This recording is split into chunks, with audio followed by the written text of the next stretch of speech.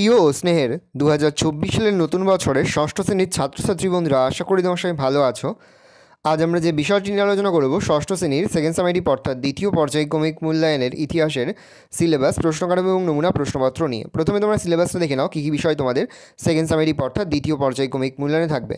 দ্বিতীয় পর্যায়ক্রমিক মূল্যায়নের ক্ষেত্রে ফুল মার্কস থাকবে 25 আর সময় তোমার থাকবে 50 মিনিট। তোমার থাকবে চতুর্থ অধ্যায় ভারতীয় উপমহাদেশের প্রাচীন ইতিহাসের ধারা, পঞ্চম অধ্যায় খ্রিস্টপূর্ব ষষ্ঠ শতকের ভারতীয় উপমহাদেশ, ষষ্ঠ অধ্যায় সাম্রাজ্য বিস্তার ও শাসন। তাহলে তোমার থাকবে ভারতীয় উপমহাদেশের প্রাচীন ইতিহাসের ধারা, খ্রিস্টপূর্ব ষষ্ঠ শতকের ভারতীয় উপমহাদেশ, আর থাকবে সাম্রাজ্য বিস্তার ও শাসন। ভালো করে তোমরা সিলেবাসটা দেখে নাও। এবার আমরা নমুনা প্রশ্নপত্রটা দেখে নেব। এখন সরাসরি স্ক্রিনে কিন্তু আমরা ষষ্ঠ শ্রেণীর সেকেন্ড সামেটিভ অর্থাৎ দ্বিতীয় পর্যায়ক্রমিক মূল্যায়নের ইতিহাসের কোশ্চেনটা দেখতে পাচ্ছ। ফুল মার্কস তোমাদের রয়েছে 25 আর সময় তোমাদের রয়েছে 50 মিনিট।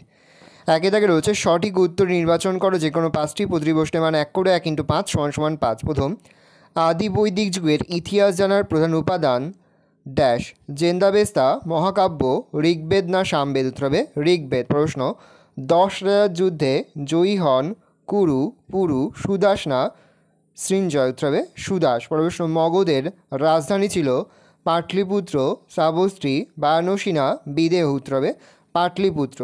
পরের প্রশ্ন, বৌদ্ধদের ধর্মগ্রন্থের নাম ত্রিপিটক, বেদ, উপনিষদ, দ্বাদশ অঙ্গ? উত্তর হবে ত্রিপিটক। প্রশ্ন, জনপদ শব্দটি এসেছে জন, গ্রাম, মহাজনপদ 20 শব্দ থেকে? উত্তর হবে জন শব্দ থেকে। প্রশ্ন, প্রাচীন ভারতের 16টি মহাজনপদের মধ্যে শ্রেষ্ঠ হলো অবন্তী, অসমক, লিচ্ছবি না মগধ? উত্তর হবে মগধ। প্রশ্ন, মৌর্য বংশের শ্রেষ্ঠ সম্রাট ছিলেন চন্দ্রগুপ্ত মৌর্য, বিন্দুসার, অশোক না বৃহদত্ত? উত্তর হবে অশোক। প্রশ্ন, সিইউ কি গ্রন্থটি লেখেন সুয়ানজাং, ফাসিয়েন, মহুয়ান, বানভট্ট? উত্তর হবে সুয়ানজাং।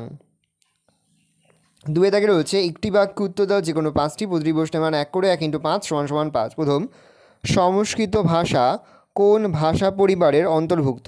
সংস্কৃত ভাষা ইন্দো ইউরোপীয় ভাষা পরিবারের অন্তর্ভুক্ত। প্রশ্ন, বেদকে কেন শ্রুতি বলা হয়? বেদ শুনে শুনে মনে রাখা হতো বলে বেদকে শ্রুতি বলা হয়। পরে জৈন ধর্মের প্রধান প্রচারকদের কি বলা হয়?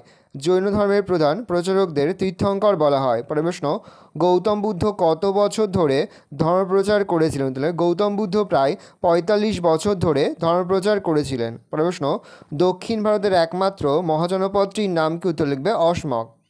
পরের প্রশ্ন, মৌর্য সাম্রাজ্য কে প্রতিষ্ঠা করেছিল? চন্দ্রগুপ্ত মৌর্য। প্রশ্ন, অর্থশাস্ত্র বইটির লেখক কি? উত্তর হবে কৌটিল্য। প্রশ্ন, নন্দ বংশের শেষ রাজা কে ছিলেন? উত্তর লিখবে ধননন্দ। তিনি তাকে বলছে নিচের প্রশ্নগুলি 2 থেকে 3টি বাক্য উত্তর দাও যে কোনো দুটি প্রতিটি প্রশ্নের মান 2 করে 2 × 2 = 4। প্রথম, প্রাচীনকালে রাজারা কি কি যজ্ঞ করতেন? উত্তর হবে প্রাচীনকালে রাজারা অশ্বমেধ যজ্ঞ, বাজপেয় যজ্ঞ, রাজসীয় যজ্ঞ করতেন। সভা ও সমিতি কি? পরবর্তী বৈদিক যুগে সমাজের বয়স্ক ও অভিজ্ঞ ব্যক্তিদের নিয়ে গঠিত পরিষদ বা পরামর্শ পরিষদ ছিল সভা, আর সাধারণ মানুষদের নিয়ে তৈরি হতো সমিতি। পরের প্রশ্ন, ষোড়শ মহাজনপদ কাকে বলে? উত্তর লিখবে খ্রিস্টপূর্ব ষষ্ঠ শতকে বর্তমান আফগানিস্তানের কাবুল থেকে দক্ষিণ ভারতের গোদাবরী নদীর তীর পর্যন্ত 16টি যে বড় বড় রাজ্যের অস্তিত্ব ছিল তাদেরকে একত্রে ষোড়শ মহাজনপদ বলে। পরে জৈন ধর্মের ত্রিরত্ন বলতে কী বোঝো? সৎ বিশ্বাস, সৎ জ্ঞান, সৎ আচরণ, এই তিনটিকে একত্রে জৈন ধর্মে ত্রিরত্ন বলা হয়। পরে হচ্ছে সাম্রাজ্য কি? সহজ করে বললে সাম্রাজ্য একটা বিরাট অঞ্চলকে বোঝায়। ধরা যাক একটা রাজ্যে কয়েক হাজার জনগণ থাকে, তাহলে একটা সাম্রাজ্যে কয়েক লক্ষ জনগণ থাকবে। অনেকগুলো রাজ্য জুড়ে একটা বড় শাসন এলাকা হয়, সেই বড় শাসন এলাকাটাই সাম্রাজ্য। পরে টিকা লেখো কলিঙ্গরাজ, খারবেল, হাতিগুম্ফা শিলালেখ। মৌর্য সম্রাট অশোকের আমলে কলিঙ্গ মৌর্য সাম্রাজ্যের অংশ ছিল। মৌর্যদের পরে কলিঙ্গ আবার স্বাধীন হয়ে যায়। চেদি বংশের শাসকরা কলিঙ্গে শাসন শুরু করেন। ওই বংশের শাসক খারবেল কলিঙ্গের প্রথম শক্তিশালী রাজা। খ্রিস্টপূর্ব প্রথম শতকের শেষ ভাগে খারবেলের শাসন ছিল। হাতিগুম্ফা শিলালেখ থেকে খারবেলের বিষয়ে জানা যায়। ওই শিলালেখতে ভারতবর্ষ শব্দটি ব্যবহার করা হয়েছিল, তবে সেখানে ভারতবর্ষ বলতে সম্ভবত গঙ্গা উপত্যকার একটা অংশ বোঝানো হয়েছে। তবে খ্রিস্টীয় প্রথম শতকের প্রথম দিকেই চেদের শাসন শেষ হয়ে গিয়েছিল। 4 থেকে 3 থেকে 4টি বাক্য উত্তর যে কোনো দুটি, প্রতিটি প্রশ্নের মান 3 করে, 3 গুণ 2 সমান সমান 6। প্রথম, বৈদিক যুগের সমাজ কেমন ছিল? বৈদিক যুগের সমাজের বর্ণনাগুলি হলো: 1, বৈদিক যুগে সমাজের ছোট অংশ ছিল পরিবার। একই পরিবারের লোকেরা একসঙ্গে বসবাস করত। 2, পরিবারের পিতা ছিল পরিবারের প্রধান, তাই বৈদিক সমাজকে পিতৃতান্ত্রিক সমাজ বলা হতো। 3, ঋগ্বৈদিক যুগে সমাজে নারীর স্থান ছিল সম্মানের, কিন্তু পরবর্তী বৈদিক যুগে নারীর স্থান কিছুটা ক্ষুণ্ণ হয়েছিল। টিকা লেখো বৈদিক সাহিত্য। আদি ও পরবর্তী বৈদিক যুগে সৃষ্টি বেদ অনুসারী রচনাগুলিকে একসাথে বৈদিক সাহিত্য বলে। ঋক, সাম, যজু, অথর্ব যেমন 4টি বেদ, তেমনি প্রত্যেক বেদের 4টি ভাগ: সংহিতা, ব্রাহ্মণ, আরণ্যক, উপনিষদ। সঠিক উচ্চারণ ও অর্থ বোঝার জন্য বেদাঙ্গ, সূত্র সাহিত্য, স্বরদর্শন সৃষ্টি হয়। এই সমস্ত রচনাগুলিকে একত্রে বৈদিক সাহিত্য বলে। পড়ছে দিগম্বর ও শ্বেতম্বর কারা, অথবা দিগম্বর ও শ্বেতম্বর সম্পর্কে কি জানো? জৈনদের দুটি সম্প্রদায় হল দিগম্বর ও শ্বেতম্বর। ভদ্রবাহুর নেতৃত্বে দাক্ষিণাত্যের জৈনরা মহাবীরের অনুশাসনগুলি কঠোরভাবে মেনে চলতেন। তারা কোনো পোশাক পরতেন না, এই জন্য এদের দিগম্বর বলা হয়। অন্যদিকে স্থূলভদ্রের নেতৃত্বে উত্তর ভারতের জৈনরা সাদা কাপড় পরতেন, এই জন্য এদের শ্বেতাম্বর বলা হয়। টিকা লেখো এলাহাবাদ প্রশস্তি। এলাহাবাদ দুর্গের ভেতরে একটি শিলালেখ আছে। লেখটি গুপ্ত যুগের ব্রাহ্মী লিপিতে ও সংস্কৃত ভাষায় খোদাই করা।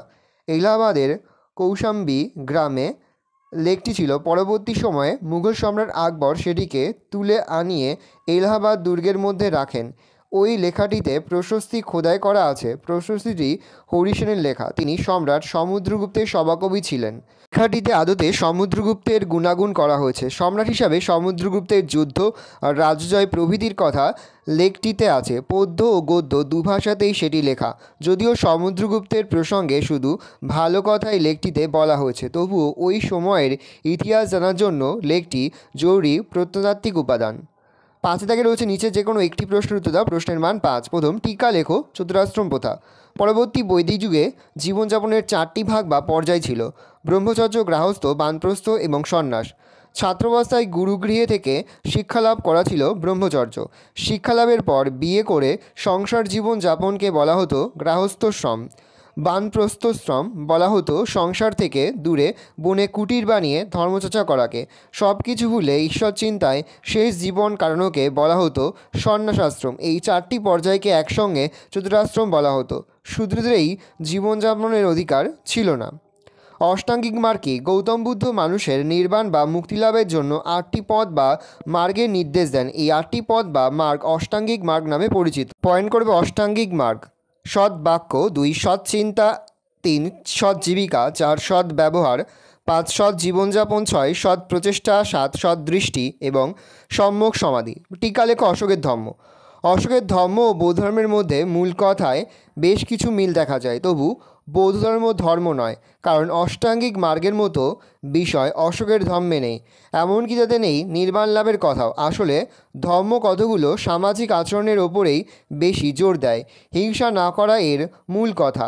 প্রাণী হত্যা বন্ধ করার উপরেও জোর দিয়েছিলেন অশোক। এমনকি শিকার ও মাছ ধরার উপরেও তিনি নিষেধ জারি করেন। অশোক ঘোষণা করেন, এক প্রাণী অন্য প্রাণীর খাবার হতে পারে না। এর পাশাপাশি দয়া, দান, সত্য কথা এইসব আচরণের কথা ধর্মে বলা হয়েছে। বামা গুরুজনদের মেনে চলার কথাও ধর্মে বলা হয়েছে। এই উপদেশগুলো বিশেষ কারোর জন্য নয়, সব মানুষের জন্যই অশোক তার ধর্মের কথা বলেন। অশোক প্রজাদের নিজের সন্তান বলেছিলেন, তাই মনে করা হতো প্রজারা পিতার মতো সম্রাটকে মানবে। সম্রাটকে মেনে চলাই ছিল মৌর্য শাসনের মূল ভিত। ভালো করে দেখে নাও, এই রয়েছে টোটাল তোমাদের সেকেন্ড সামেটিভ অর্থাৎ দ্বিতীয় পর্যায়ক্রমিক মূল্যায়নের ষষ্ঠ শ্রেণীর ইতিহাসের কোশ্চেন পেপার। ভালো তোমরা কোশ্চেনটা দেখে নাও। আশা করি ভিডিওটা ভালো লেগেছে। ভিডিওটা ভালো লাগলে ভিডিওকে লাইক করে থাকলে ভুলবে না। আর আমার চ্যানেল নতুন হওয়া লাল কালার সাবস্ক্রাইব প্রেস করে পাশে বেল আইকনটা প্রেস করবে, তখন নতুন কোনো ভিডিও আপলোড করি সবার ফার্স্ট নোটিফিকেশন তোমরা পেয়ে যাও। আর এই ভিডিওটি তোমার বন্ধু বান্ধবী আত্মীয়স্বজন সবার মধ্যে কিন্তু অনেক শেয়ার করে যায়। এবছর ষষ্ঠ শ্রেণীতে পড়ছে। আমরা কিন্তু ইতিমধ্যে ষষ্ঠ শ্রেণীর প্রতি বিষয় সিলেবাস, প্রশ্নকার এবং নমুনা প্রশ্নপত্র কিন্তু আপলোড করে দিয়েছি। তোমরা যদি এখনও পর্যন্ত সেই ভিডিওগুলো না দেখে থাকো, ভিডিওগুলো কিন্তু তাড়াতাড়ি দেখে নাও। তোমাদের সকলকে জানাই আগাম পরীক্ষার অনেক অনেক শুভেচ্ছা এবং অভিনন্দন। আশা করি সকলের পরীক্ষায় খুব ভালো হবে। একেবারে ভিডিও শেষে স্ক্রিনে তোমরা একটা প্লেলিস্ট দেখতে পারবে, তারপরে ক্লিক করলেই সমস্ত ভিডিওগুলো কিন্তু তোমরা পর পর দেখে নিতে পারবে।